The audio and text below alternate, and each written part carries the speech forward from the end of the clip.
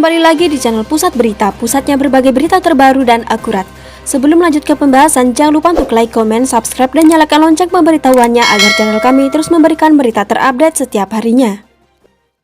Sebelum menjadi negara, wilayah Indonesia pernah dipimpin oleh seorang ratu yang biasa dikenal dengan nama Ratu Wilhelmina. Ratu Belanda bernama lengkap Wilhelmina Helena Pauline Mary van Oranje-Nassau, lahir pada 31 Agustus 1880 di Den Haag, Belanda. Wilhelmina naik tahta pada tahun 1890 saat usianya baru 10 tahun. Tahta didapatkan dari sang ayah Raja Willem III yang meninggal pada 23 November 1890.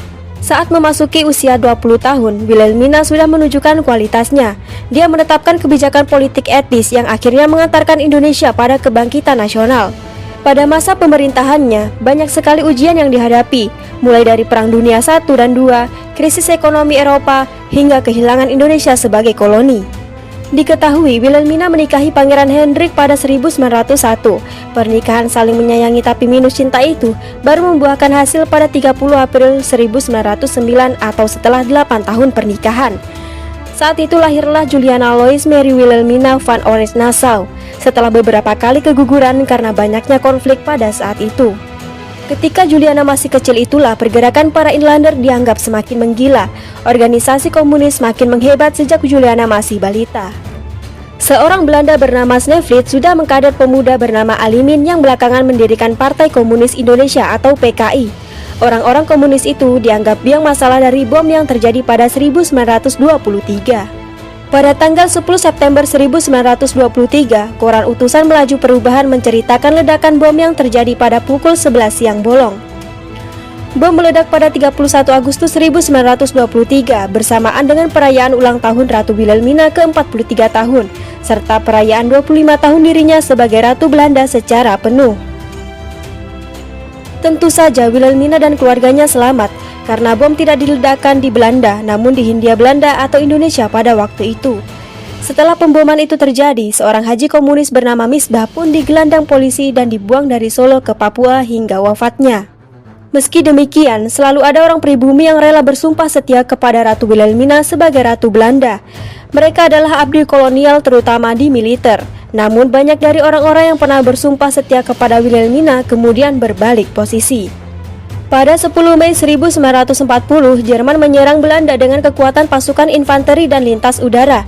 Kekuatan militer Belanda bukan tandingan Jerman. Pada akhirnya Belanda menyerah kalah pada 14 Mei 1940. Belanda takluk setelah Jerman menjatuhkan bom di kota Rotterdam dan mengancam akan menjatuhkan lebih banyak bom jika Belanda tidak menyerah. Belanda yang mencengkeram Indonesia bertahun-tahun lamanya luluh lantak hanya dalam waktu 5 hari di tangan Jerman. Wilhelmina dan keluarga kerajaan kabur ke Inggris dan terpaksa meninggalkan rakyatnya.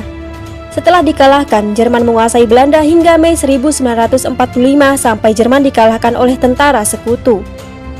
Politik etis atau politik balas budi yang diberlakukan Wilhelmina di Hindia Belanda pada akhirnya menjadi senjata makan tuan. Berkat politik balas budi, rakyat Hindia Belanda mulai sejahtera dan mengenyam pendidikan.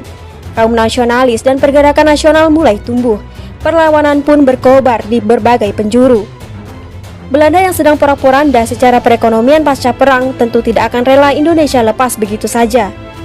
Belanda berniat menguasai Indonesia kendati Indonesia sudah memproklamasikan kemerdekaan, karena Indonesia pada waktu itu sebagai sumber kekayaan bagi Belanda.